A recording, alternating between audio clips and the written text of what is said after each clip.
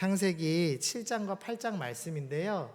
오늘은 말씀이 길어서 우리 드라마 바이블 조금 빨리 읽도록 해놨어요. 우리 3분간 우리 드라마 바이블로 같이 읽겠습니다. 우리 소리 되면은 바로 넘겨주세요.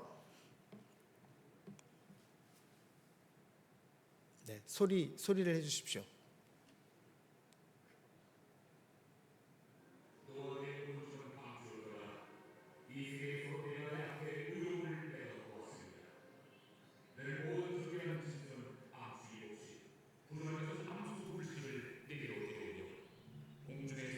암수 7씩을 데려와 그 씨를 온 지면에 유전하게 하라. 지금부터 7일이면은 내가 40죄를 땅에 비를 내려 내가 준 모든 생물을 지면에서 쓸어버리리라. 노아가 여호와께서 자기에게 명하신 대로 다 준행하였더라. 홍수가 땅에 있을 때 노아가 600세라. 노아는 아들들과 아내와 며느리들과 함께 홍수를 피하여 방주에 들어갔고, 정결한 짐승과 부정한 짐승과 새와 땅에 기는 모든 것은 하나님이 노아에게 명하신 대로 암수 2씩 노아에게 나와 방주로 들어갔으며, 7일 후에 홍수가 땅에 덮이니 노아가 600세 되던 해 둘째 달, 곧 그 달 11의 날이라. 그날에 큰 기품의 샘들이 터지며 하늘의 창문들이 열려 40주야를 비가 땅에 쏟아졌더라. 곧 그날에 노아와 그의 아들 셈, 함, 야벳과 노아의 아내와 세 며느리가 다 방주로 들어갔고, 그들과 모든 들짐승이 그 종류대로, 모든 가축이 그 종류대로, 땅에 기는 모든 것이 그 종류대로, 모든 새가 그 종류대로 무릇 생명의 기운이 있는 육체가 2씩 노아에게 나와 방주로 들어갔으니 들어간 것들은 모든 것의 암수라. 하나님이 그에게 명하신 대로 들어가매 여호와께서 그를 들여보내고 문을 닫으시니라. 홍수가 땅에 40일 동안 계속된지라 물이 많아져 방주가 땅에서 떠올랐고, 물이 더 많아져 땅에 넘침에 방주가 물 위에 떠다녔으며, 물이 땅에 더욱 넘침에 천하의 높은 산이 다 잠겼더니 물이 불어서 15규빗이나 오르니 산들이 잠긴지라. 땅 위에 움직이는 생물이 다 죽었으니 곧 새와 가축과 들짐승과 땅에 기는 모든 것과 모든 사람이라. 육지에 있어 그 코에 생명의 기운의 숨이 있는 것은 다 죽었더라. 지면의 모든 생물을 쓸어버리시니 곧 사람과 가축과 기는 것과 공중의 새까지라. 이들은 땅에서 쓸어버림을 당하였으되 오직 노아와 그와 함께 방주에 있던 자들만 남았더라. 물이 150일을 땅에 넘쳤더라. 하나님이 노아와 그와 함께 방주에 있는 모든 들짐승과 가축을 기억하사 하나님이 바람을 땅 위에 불게 하심에 물이 줄어들었고, 기품의 샘과 하늘의 창문이 닫히고 하늘에서 비가 그치매 물이 땅에서 물러가고 점점 물러가서 150일 후에 줄어들고, 7째 달 곧 그 달 11의 날에 방주가 아라랏산에 머물렀으며, 물이 점점 줄어들어 10째 달 곧 그 달 초하루 날에 산들의 봉우리가 보였더라. 40일을 지나서 노아가 그 방주에 낸 창문을 열고 까마귀를 내놓으매 까마귀가 물이 땅에서 마르기까지 날아 왕래하였더라. 그가 또 비둘기를 내놓아 지면에서 물이 줄어들었는지를 알고자 하매 온 지면에 물이 있으므로 비둘기가 발붙일 곳을 찾지 못하고 방주로 돌아와 그에게로 오는지라. 그가 손을 내밀어 방주한 자기에게로 받아들이고 또 7일을 기다려 다시 비둘기를 방주에서 내놓으매 저녁 때 비둘기가 그에게로 돌아왔는데 그 입에 감람나무 새 잎사귀가 있는지라. 이에 노아가 땅에 물이 줄어든 줄 알았으며 또 7일을 기다려 비둘기를 내놓으매 다시는 그에게로 돌아오지 아니하였더라. 네, 말씀이 중간에 끊긴 것 같지만 다음 주에 또 있으니까요. 지금 우리가 그 노아 홍수 함께 살펴보고 있는데요. 우리가 지난주에는 노아의 의로움에 대해서 함께 살펴봤습니다. 우리가 노아의 의로움은 죄 없음을 의미하는 것이 아니라 한결같은 끈질긴 순종의 개념으로 우리가 함께 살펴봤습니다. 그러면서 우리의 그 끈질긴 순종에 대해서 하나님께서 의를 전파하는 삶이다라고 평가하신다라는 것에 대해서 우리가 함께 살펴보았습니다. 그리고 오늘은 이제 홍수 장면에 대해서 우리가 좀 살펴보고, 홍수 일어난 이후에 이제 노아의 했던 행동들을 보면서 그게 어떤 의미였는지를 먼저 좀 살펴보겠습니다. 7장 11절 보니까요, 노아가 600세 되던 해 둘째 달 곧 그 달 11의 날이라 그날에 큰 기품의 샘이 터지며 하늘의 창문들이 열렸다라고 되어 있습니다. 이게 이제 어떤 의미인지 정확히 아는 사람은 아무도 없습니다. 기품의 샘이 터졌다는 게 밑에 있는 지하수가 터져 올라왔다는 건지, 하늘의 창문이 열렸다는 게 뭐 물이 어떻게 쏟아졌다는 건지 정확히 아는 사람은 없습니다. 뭐 창조 과학자들은 이전에는 지구가 이렇게 약간 얇은 물층이 덮여 있다가 물이 한 번에 쏟아진 거다, 뭐 이렇게 이제 추측을 하기도 하고요. 뭐 여러 가지 추측은 있지만 이제 정확히는 이제 알지 못합니다. 어쨌든 큰 홍수가 났다, 이제 이렇게 이해할 수 있죠. 다만 이제 하나 알 수 있는 사실이 있는데요. 이사야서 24장에 보니까 이 심판에 관련된 구절이에요. 빨간색 글씨만 보시면 위에 있는 문이 열리고 땅의 기초가 진동함이라. 그래서 위에서는 하늘의 문이 열려서 내리고 땅의 기초가 진동했다 라고 표현을 합니다. 그러면서 20절 보시면 땅이 취한 자 같이 비틀비틀한다 라는 독특한 표현이 있습니다. 이게 무슨 말인가 이제 생각을 잘 몰랐는데 책을 좀 찾아보니까 지진이 일어나면서 이 땅이 비틀비틀하는 집안 액상화 현상이라는 게 있다고 하더라고요. 제가 뉴스 나온 거 소리 틀어서 한번 보여드리겠습니다. 자, 영상 한번 보겠습니다. 전봇대 아래에서 갑자기 물이 솟구치고 도로 옆 하단이 물 위에 떠 있는 듯 흔들립니다. 어긋나버린 보도블록이 왼쪽 오른쪽으로 엇갈려 움직이고 보도블록 여기저기에 물이 솟구쳐 오릅니다. 동일본 대지진 당시 도쿄 디즈니랜드가 위치한 우라야스시에서 일어난 액상화 현상입니다. 액상화 원리를 보여주는 실험입니다. 흙을 덮고 물을 뿌리는 작업을 여러 번 반복한 뒤 용기에 진동을 가하니 표면이 가라앉으면서 물이 고입니다. 요거는 이제 인도 대지진 당시에 보면은 이 실제로 이렇게 집안이 막 물처럼 지금 쓸려가고 있는 거 보이시나요? 그래서 아마도 이 홍수 심판이 있을 때 이런 현상이 일어나지 않았을까라고 추측을 좀 해볼 수가 있습니다. 우리가 아마 그 주일학교 때 막 방주에 가갖고 사람들이 문 닫혀 있는데 몰려 있어서 살려주세요, 살려주세요, 뭐 이런 거 하는 거 보셨을 거예요. 근데 실제로는 그런 일 일어날 틈도 없이 아마 심판이 임했을 거라고 생각이 됩니다. 어쨌든 이런 이제 심판이 일어났는데 심판의 의미는 있습니다. 의미는 뭐냐면 쉽게 말하면 역창조입니다. 하나님께서 창조하시면서 모든 만물을 이제 7일간, 6일간 만드셨죠. 그런데 하나님께서 너희가 죄로 가득 채웠으니 나는 물로 가득 채우겠다 하면서 창조가 거꾸로 진행되는, 죄로 인해서 창조가 역행하는 모습을 볼 수 있습니다. 창조는 가면 갈수록 어떤 일이 일어나냐? 생명이 풍성해지죠. 그러나 창조를 거스르면 어떻게 되느냐? 생명이 파괴되는 일들이 일어난다라는 것을 보여주는 본문이 나옵니다. 그래서 이 40주야 동안 이제 비가 땅에 내리죠. 그럼 비가 내리려면 구름이 덮여야 되니까 먼저는 40일간의 빛이 차단되는, 그러니까 첫째 날 창조하셨던 빛이 차단되는 스토리, 그다음에 하늘에서부터 물이 가득 내려오면서 하나님이 창조하신 하늘이 망가져버리는 스토리가 나오고, 또 3일째에 땅을 만드셨는데 땅이 물로 가득 차서 사라져버리는 그런 이제 역창조가 일어나더라. 그리고 해달별을 만드셨는데 해달별은 아예 보이지도 않는 그런 일들이 심판 가운데 일어났다. 그리고 마지막에는 21절 보니까 땅에 움직이는 모든 생물이 다 죽었다라고 하면서 결국은 창조에 이루어졌던 그 모든 것이 역행으로 돌아가 죄의 결과는 이런 무서운 심판이다라는 것을 이 홍수 심판이 우리에게 보여주고 있습니다. 그래서 물이 가득 찼다가 죄에 가득 찼다와 동일한 거다라고 이해하시면 제일 이미지로 쉽게 이해하실 수가 있겠습니다. 이 물심판은 단순히 옛날에 심판이 있었어라는 것을 보여주는 것뿐 아니라 이후에 마지막 때에 예수님께서 재림하시면 일어날 불심판을 미리 보여주는 스토리입니다.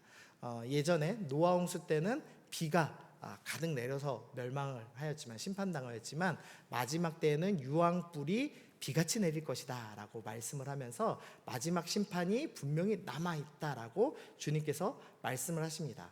그래서 진짜 불을 타는 것인지 아니면 불처럼 모든 걸 소멸시킨다고 말씀하시는 건지는 알 수 없습니다. 우리가 지옥 그 설교 들으면서 불의 속성에 대해서 우리가 살펴봤죠. 그래서 확실한 것은 모든 것이 소멸될 것이다, 심판될 것이다, 물이 모든 것을 덮었듯이 이번에는 불로 다시 덮겠다라는 하나님의 무서운 심판을 미리 보여주는, 예표하는 본문으로서 오늘 홍수 심판이 나와 있습니다.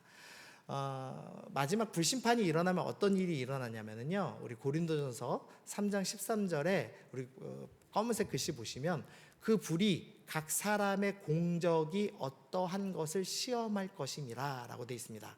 공적은 뭐냐면 쌓는다예요. 쌓는다. 그래서 우리 삶 가운데 무언가를 쌓으면서 살고 있죠. 너희가 무엇을 쌓았는지를 이 마지막 최종 불심판에 확인해 보겠다라는 겁니다. 그런데 우리가 쌓아놓은 인생이 만약에 불타지 않는 것, 그래서 빨간색 글씨 보면 그대로 있는 것이라면 상을 받습니다. 그러나 만약에 우리가 쌓아놓은 것이 불타는 것이면 해를 받는다라고 이야기를 합니다. 그러니까 우리 삶 가운데 너희가 이 땅에서 불타버릴 쓸모없는 것을 쌓기 위해서 애쓰느냐, 아니면 불타지 않을 하늘의 상급을 쌓고 있느냐에 대해서 주님께서 이 심판 본문을 통해서 우리에게 말씀해 주시는 거죠. 우리 마태복음 6장 20절 한번 읽어보겠습니다. 시작. 오직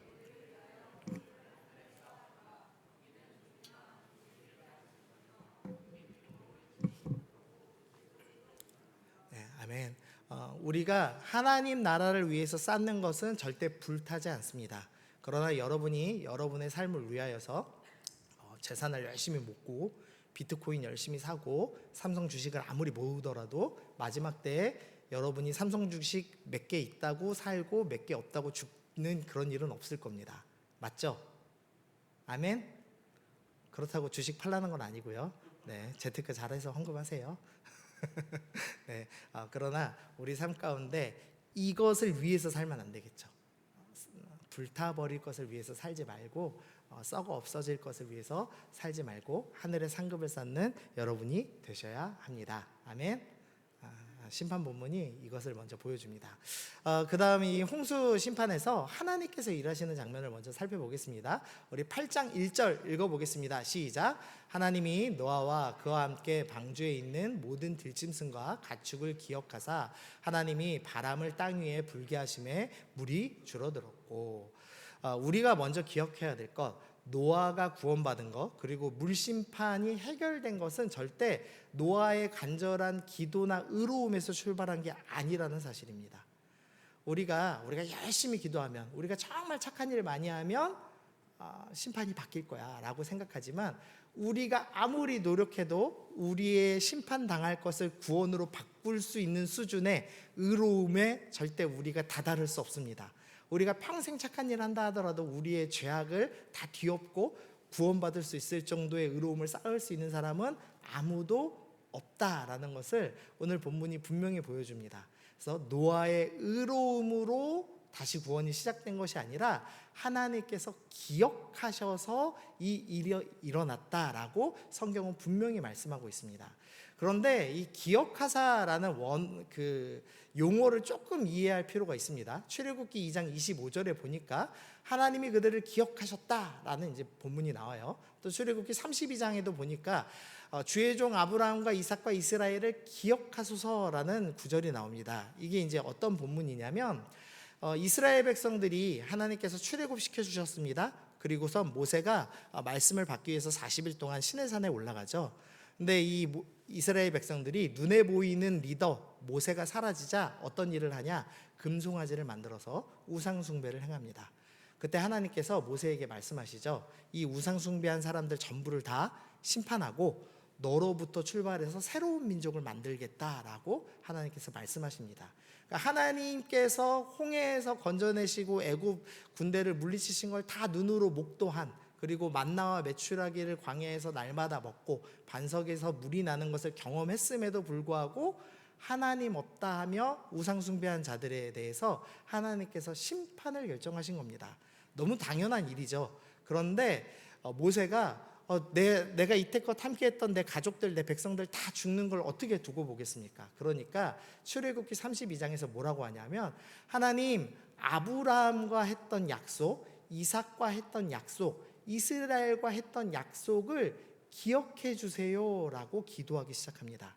성경에서 기억하다라는 이 단어는 언약을, 약속을 기억하다라는 의미가 있습니다. 하나님, 우리 백성들하고 한 약속 기억해 주세요라고 기도했습니다. 그러자 하나님께서 파란색 글씨로 뭐라고 답을 하시냐? 내가 허락한 이 온 땅을 너희의 자손에게 주어 영원한 기업이 되게 하리라 하시면서 그 다음 굵은 글씨, 화를 그 백성에게 내리지 아니하시니라라고 합니다. 하나님께서 우리에게 심판 내리시기를 멈추시는 이유는 내가 의로워서가 아닙니다. 내가 좀 괜찮고 잘나고 좀 귀여워서가 절대 아닙니다. 자매님들 아멘. 네, 여러분이 귀여워서 구원받는 거 아닙니다. 오늘 저 예분 자매님 어디 있나? 우리 미모를 뽐낼 자매님이 사라졌네. 네, 네. 여기 있구나. 미안해요. 여기 봤어만 찾았네. 예분 자매님이 이쁘지만 그걸로 구원받는 거 아닙니다. 아멘. 네, 그래서 하나님께서 우리를 구원하실 때는 기억하셔서 구원합니다. 근데 뭘 기억하시냐? 약속을 기억하시는 겁니다. 그런데 우리랑 그럼 무슨 약속을 맺으셨어요? 라고 생각할 수 있죠. 우리랑 맺은 약속을 기억하시는 게 아니고요. 누가복음 22장 20절 저녁 먹은 후에 예수님이 지금 이제 마지막 최후의 만찬하시는 장면입니다. 잔도 그와 같이 하여 이르시되 이 잔은 내 피로 세우는 뭐라고 돼 있죠?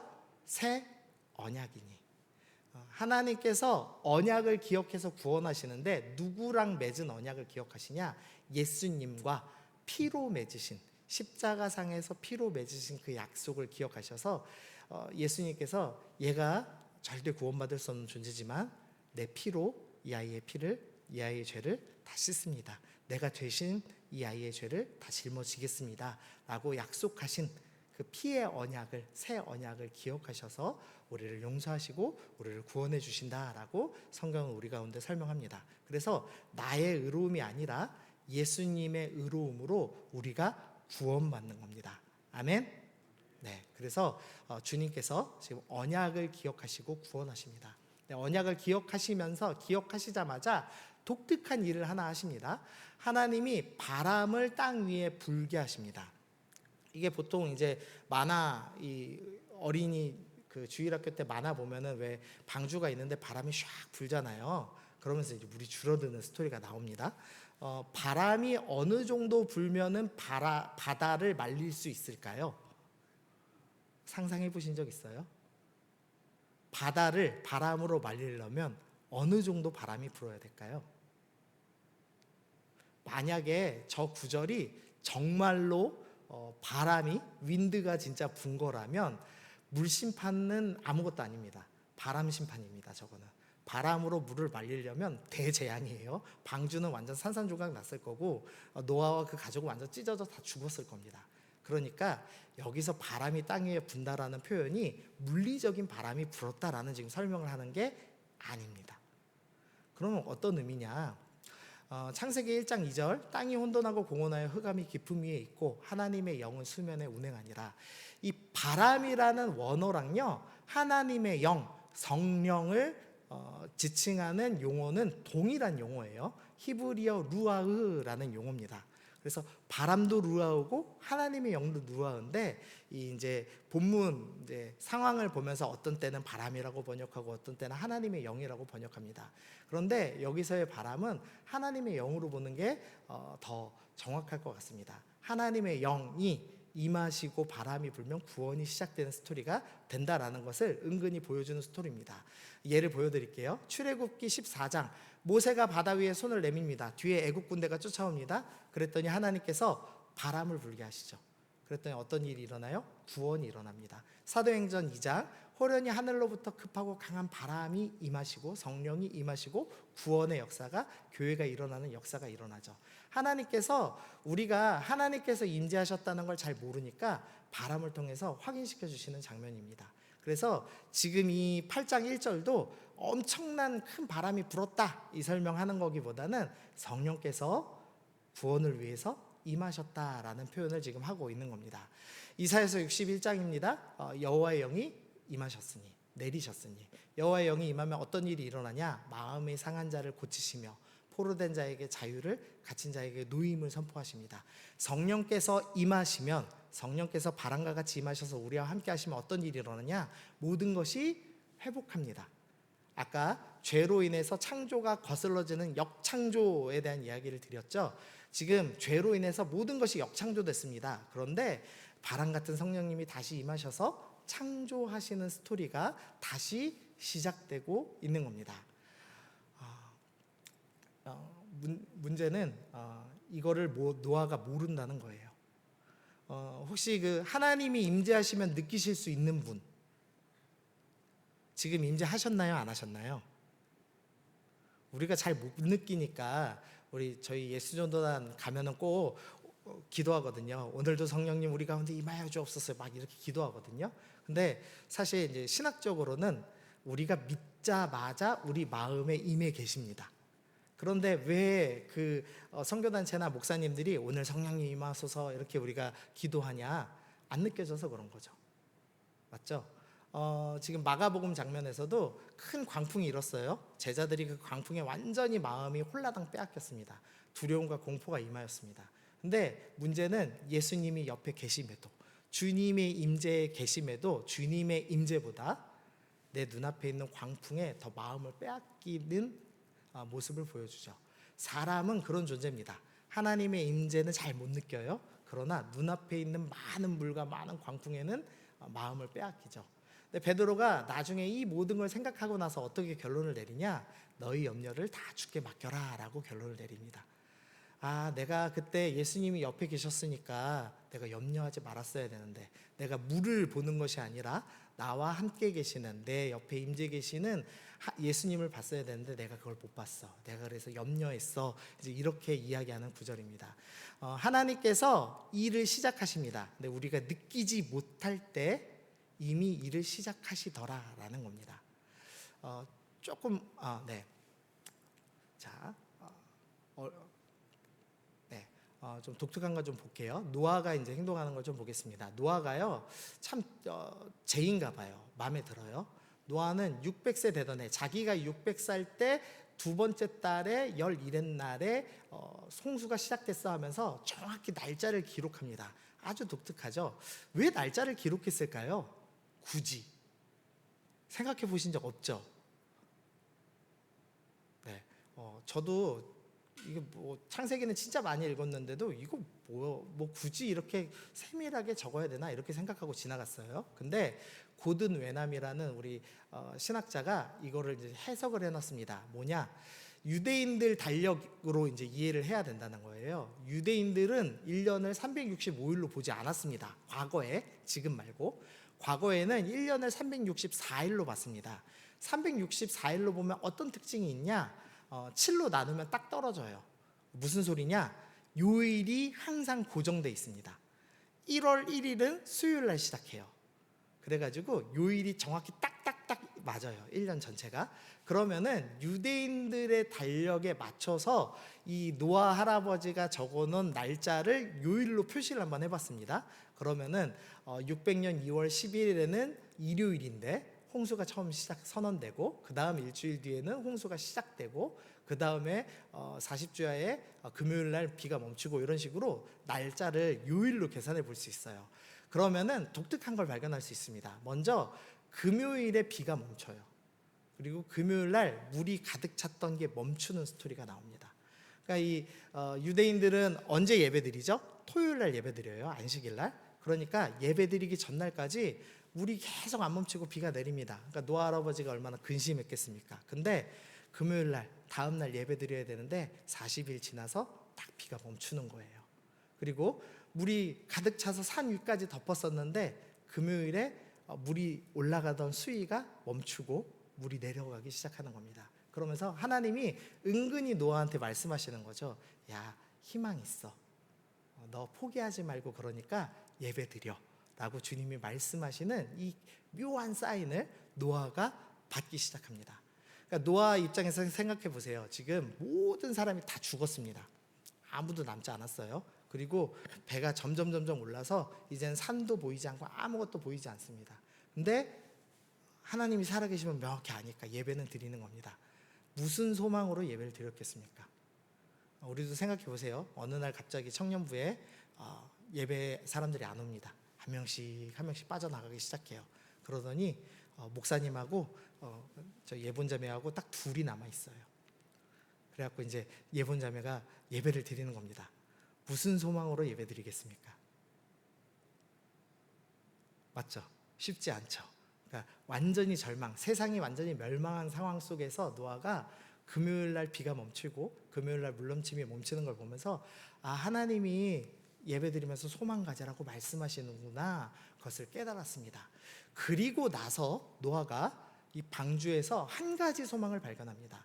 사실 방주에서 아무 만들 이유가 없었던 게 하나 있어요. 이 방주를 처음 건설하라고 할 때 하나님께서 독특한 명령을 하나 주셨는데 거기다가 창문을 내라라는 명령을 주신 겁니다. 비가 40일 동안 억수로 내려서 온 세상이 멸망당하는 수준의 비가 내리는데 창문을 만드는 것은 위험한 일이죠. 창문 만드는 거는 필요가 없는 일이죠. 어차피 비만 내리는데. 근데 하나님이 이유를 모르는데 창문 만들어라 라고 말씀하신 거예요. 그리고 창문은 쓸모 없었습니다. 아마 창문이 흔들리는 그 소리 때문에 공포감만 더했을 겁니다. 그런데 물이 줄어들고 나서 주일 예배를 드리고 나서 보니까 창문을 왜 만들어 주셨지?를 생각한 겁니다. 그리고 나서 어떻게 하냐? 8장 7절에서 까마귀를 내놓습니다. 새를 날리기 시작하는 이상한 장면이 나오는 겁니다. 그래서 보니까요, 노아 할아버지가 토요일 날 예배 드리고, 유대인이니까 토요일 날 예배 드리고 주일 날 처음 까마귀를 날리기 시작합니다. 그리고 그 다음 날 주일에는 비둘기를 또 비둘기를 그러면서 내가 다시 소망을 가져야지 하면서 새를 날리는 이상한 장면을 볼 수가 있습니다. 이 독일의 신학자 헬무트 틸리케가 이런 말을 했어요. 노아가 비둘기를 내보낸 것은 그의 하나님에게 이런 메시지를 보낸 거나 마찬가지입니다. 나는 아무것도 볼 수 없지만 당신만을 기다리나이다. 노아가 물밖에 보이지 않는 세상 속에서 하나님 일하십니다를 기억하면서 새를 날리기 시작했습니다. 그럼 새를 왜 날렸냐? 한번 찾아볼까요? 자, 말씀 8장 6절, 7절, 8절 읽어보고 비둘기 내놓은 목적 찾아봅시다. 자, 누가 손 들고 대답해 주시면 제일 좋겠어요. 비둘기를 왜 내놓았는지.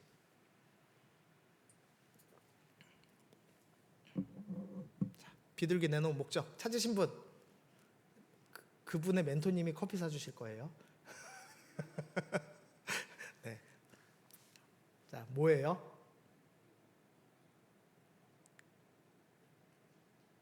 비둘기 내놓은 목적. 보통 정답이 뒤에 나옵니다. 비둘기를 내놓아 뭐죠? 네, 지면에 물이 줄어들었는지 확인하려고. 실제로 하나님이 역사하고 계신가 확인하려고 하는 겁니다. 그러면 이제 비둘기는 실용적인 목적인 거죠. 그러면 까마귀는 왜 내놓은 겁니까? 까마귀를 내놓은 목적 뭐라고 써 있어요?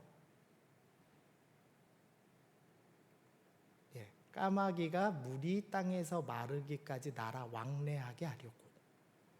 물이 줄어드는 건 비둘기로 확인합니다. 그건 실용적인 목적이죠. 까마귀는 왔다 갔다 하게 하려고 보냈습니다. 독특하죠. 이게 뭐야 싶죠. 자, 여기서 공부를 잘한 사람은 기억나는 구절을 보여드릴게요. 자, 까마귀는 물이 땅에서 마르기까지 날아 왕래했어요. 자, 노아가 성경에서 새가 날아다니는 장면을 들은 적이 있습니다. 언제일까요? 아무도 모를 거라 생각해요. 바로 정답 드릴게요. 자, 창세기 1장 2절. 땅이 혼돈하고 공허하며 흑암이 깊음이 있고 하나님의 영은 수면에 운행하시니라. 이거 말씀 배운 적 있으십니까? 맞죠? 하나님의 영, 성령께서 수면 위에 운행하시더라의 운행하다의 원어는 신명기 32장 보니까 자기 새가 자기 새끼 위에 너풀거리며 날아다니는 모양을 운행한다라고 표현합니다. 노아 할아버지가 우리 믿음의 조상들로부터 이야기를 들었어요.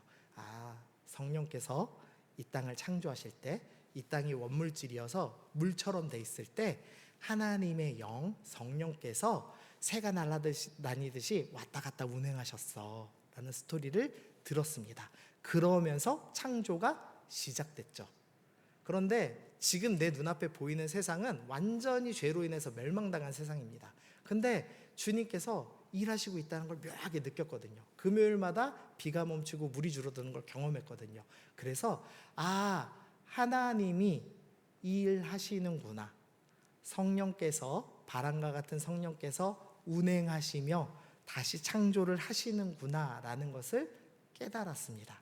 그리고 그것을 날마다 확인하고 싶어서 눈으로 내 눈앞에는 지금 너무 많은 물이 있어서 도저히 물이 줄어들 것처럼 보이지 않지만 아니야, 하나님 일하고 계셔, 내가 그거 확인해야지 하면서 까마귀를 날리기 시작한 겁니다. 그래서 까마귀가 왔다 갔다 할 때마다 저 까마귀가 왔다 갔다 하는 것처럼 성령님이 지금 창조를 행하고 계셔, 새롭게 이 세상을 바꿔가고 계셔, 하나님은 여전히 일하고 계셔. 이것을 노아가 확인하기 위해서, 믿음을 갖기 위해서 예배를 드리고 우리로 따지면 월요일마다 새를 날리기 시작한 겁니다.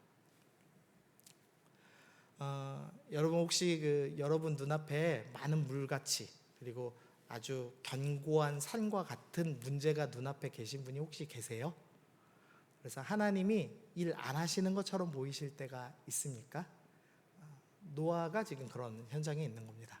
근데 노아가 그때 어떻게 했느냐? 하나님 일하셔를 믿기 위해서 까마귀를 날린 겁니다. 믿음의 행동을 시작한 겁니다. 월요일 아침마다 예배드리고 다음 날마다 그래도 하나님은 일하십니다 선포하면서 세상 속으로 다시 나아가는 삶을 살아낸 거죠. 그리고 노아가 믿었던 대로 정말로 물이 줄고 하나님께서 다시 그 땅을 창조의 모습으로 회복하시는 스토리가 이 본문에서 일어나고 있는 겁니다. 자, 정리를 좀 해볼게요. 구원은 나의 의로움으로 시작되지 않고 하나님의 기억하심으로 시작됩니다. 근데 그 기억하실 때는 성령께서 임하시는 구원의 역사로 시작이 됩니다. 근데 문제는 우리는 그 성령께서 임하시는 것을 눈치챌 만한 영적인 능력이 없습니다. 하나님의 임재를 알지 못하죠. 그래서 불평하고 원망하죠. 그런데 많은 물을 보는 것이 아니라 노아는 하나님이 일하고 계심을 믿고 새를 날리기 시작한 겁니다. 비가 멈추고 물이 넘침이 멈춤을 경험한 그 금요일 이후 기쁨의 예배를 드리고 그 다음에 창문을 열고 새를 날리면서 하나님 일하시죠? 하나님 일하시죠를 끊임없이 확인한 겁니다. 하나님께서는 언약을 기억하시고 구원하십니다. 우리가 착해서 구원하시는 거 아니고 예수님께서 우리를 구원하신 그 십자가를 보시고 피의 언약을, 새 언약을 보시고 우리를 구원하십니다. 그러므로 우리가 할 일은 내 눈에 보이지 않아도 하나님은 날 구원하시고 하나님은 날 사랑하시고 하나님은 반드시 일하고 계시니 내가 그것을 믿고 월요일 아침마다 하나님 일하시는 거 기억해서 내가 다시 일어나겠습니다 라고 결단하는 겁니다. 저는 이런 믿음의 행동이 이제 몇 가지 있어요. 하나는 걷는 겁니다. 제가 기도할 때 자주 걸어요. 원래는 저희 교회는 좀 이렇게 왔다 갔다 하기가 쉽지 않아서 잘 요새 못 걷고 있는데 예배 드릴 때 예배당 뒤에서 왔다 갔다 걷습니다. 이제 왜 걷냐면 에녹이 하나님과 동행했더라. 이 동행했다는 표현이 걷다라는 원어거든요. 그래서 나도 하나님과 동행하는 거 끊임없이 기억해야지 해서 제가 좀 기도할 때 걸으려고 합니다. 그다음에 두 번째로 걷지 못할 때 하는 행동, 저는 이렇게 손을 올립니다. 이렇게 올리면 체력이 빠지는 게 막 느껴요. 저는 체력이 없어서 이렇게 손을 올리면서 주님 오늘도 임재에 계시죠. 그리고 나도 나의 생명을, 심장을 주님께 바치겠습니다 라는 의미로 제가 이렇게 기도를 하기 시작합니다. 처음에는 이렇게 기도할 때 큰 의미 없었어요. 그냥 어떻게든지 내가 버텨보려고 이걸 한 겁니다. 그런데 이제는 이렇게 기도할 때마다 주님께서 재함아 내가 너랑 함께해, 염려하지 마라고 말씀하시는 것 같아요. 그래서 낙심이 올 때마다 이렇게 기도해요. 노아는 지금 여전히 많은 물밖에 안 보입니다. 까마귀 날리고 비둘기 1, 2, 3차 날리는데도 물 안 줄었어요. 아직 사람이 살 수 있는 곳이 아니었습니다. 그런데 계속 이렇게 기도한 겁니다. 비둘기를 날리며 까마귀를 날리며 그리고 하나님의 일하심을 목도하게 됐죠. 그래서 여러분들에게 하나 권하고 싶은 거, 여러분만의 상징 행위를 만드십시오. 믿음의 행위 하나를 만드십시오. 저처럼 걸으셔도 좋고 손을 올리고 기도하셔도 좋고, 제가 아는 제일 독특한 상징 행동하는 분은 대자로 뻗어서 예배드리시는 분이에요. 찬양이 시작되면 흥분을 해가지고 찬양에도 저 앞에 와요. 그래서 저기서 대자로 누워요. 미친 사람인 줄 알았어요. 네, 그래서 미쳐가지고 아랍권으로 선교 가시더라고요. 아랍권은 언제든 순교할 수 있는 곳이거든요. 그분의 이제 그 독특한 믿음이 발휘되는 현장이었죠. 여러분만의 상징 행동을 만드시고 그 상징 행동을 통해서 여러분의 믿음을 이렇게 돋구시면 좋겠습니다. 하나님께서 일하신다는 것을 끊임없이 기억하시면 좋겠습니다. 우리 찬양팀도 나오시고요. 이 찬양 우리 오늘 고백하면 좋겠어요. 주가 일하시네라는 찬양입니다. 날이 저물어 갈 때, 빈들에서 걸을 때, 그때가 가사를 주셔야 돼요. 네, 그때가 하나님의 때. 우리 눈앞에 빈들밖에 안 보일 수 있습니다. 내 힘으로 안 될 때, 빈손으로 걸을 때, 통장의 잔고가 빵원일 때, 그때 뭐 해야 된다고요? 주님이 그래도 일하십니다. 그래도 주가 일하십니다. 고백하면서 찬양하고 기도하고 주님 앞에 나아가는 겁니다. 노아처럼 우리가 우리 눈앞에 많은 물과 같은 어려움이 있으신 분들이 있다라면 이 찬양을 같이 고백하면서 하나님 여전히 일하심을 믿는 믿음을 주옵소서. 우리 그렇게 고백하시면서 함께 찬양하시겠습니다.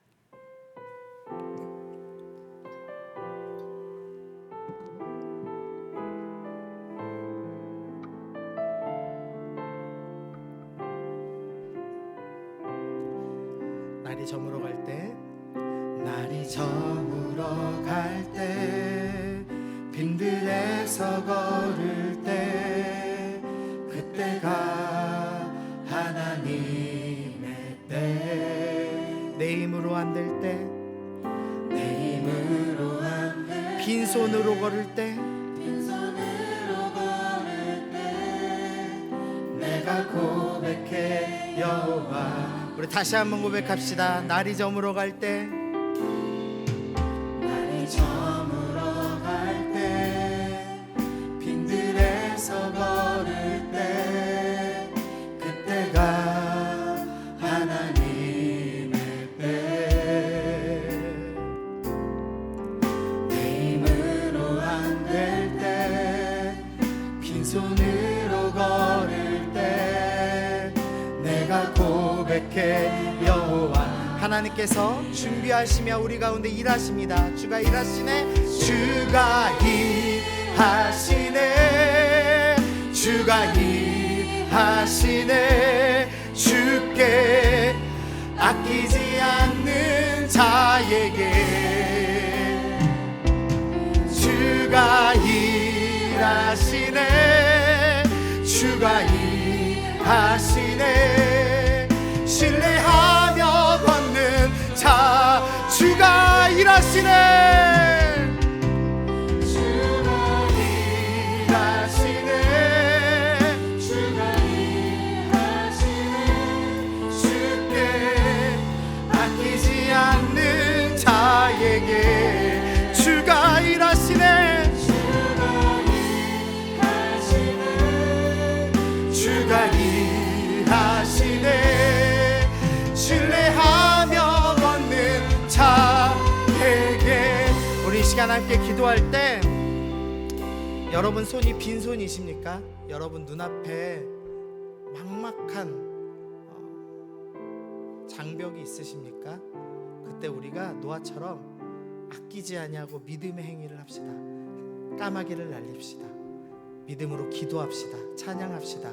주님 앞에 주님 일하시죠. 내가 믿습니다. 주님 나에게 믿음을 주옵소서. 주님의 일하심을 바람과 같은 성령님 우리 가운데 오셔서 임하심을 내가 경험케 하여 주옵소서. 주님의 일하심을 내가 믿으며 끝까지 인내하며 싸워 승리하는 이 약한 세상 속에서 믿음으로 승리하는 주의 백성, 주의 청년들 되게 하여 주옵소서. 이 믿음의 공동체가 끝까지 승리하게 주님의 일하심을 믿는 믿음을 허락하여 주옵소서. 우리 이 시간 주님의 이름을 한번 부르며 함께 기도하며 나아가겠습니다. 주여,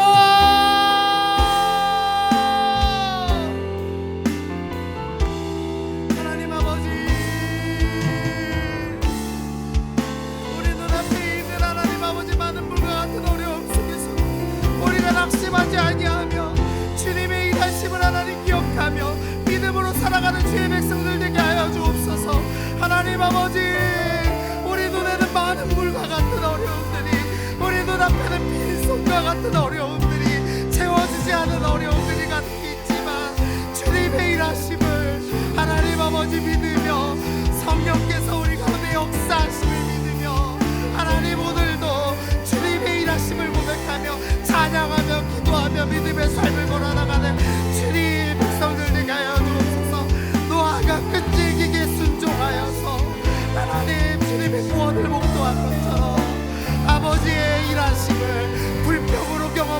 아니라 믿음으로 경험하는 주의 백성들 되게 하여 주옵소서. 이 백성들, 우리 청년들, 하나님 아버지여, 이 땅 가운데서 믿음의 삶을 살아 승리하는 주의 백성들 되게 하여 주옵소서. 주여, 주여,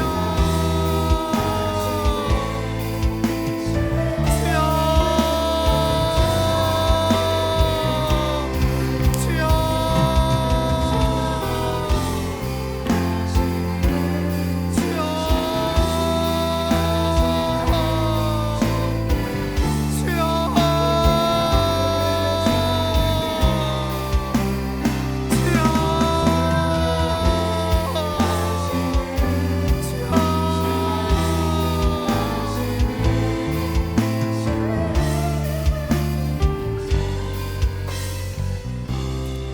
하나님 아버지, 노아가 눈앞에 물밖에 보이지 않을 때 예배를 드리며 하나님의 일하심을 믿으며 까마귀를 날리기 시작하며 자신의 믿음을 굳건히 지켜나가고 하나님의 구원을 눈으로 보는 은혜를 허락받았습니다. 하나님, 우리가 이 땅 가운데서 불평하다가 구원을 경험하는 것이 아니라 믿음으로 삶을 살아내며 하나님의 일하심을 경험해내는 그런 굳건한 믿음의 사람, 그런 굳건한 믿음의 세대가 이 교회 가운데 일어나게 하여 주옵소서. 이제는 우리 구주 예수 그리스도의 은혜와 살아계신 하나님의 사랑과 성령의 감화교통 위로하심이 오늘 이 자리 가운데서 눈앞에 아무것도 보이지 않을지라도 빈손으로 살아가고 있을지라도 하나님의 일하심을 신뢰하며 나아가는 우리 모든 성도들 머리 가운데, 그들의 가정과 생활 가운데 지금으로부터 영원히 함께 있을지어다. 아멘.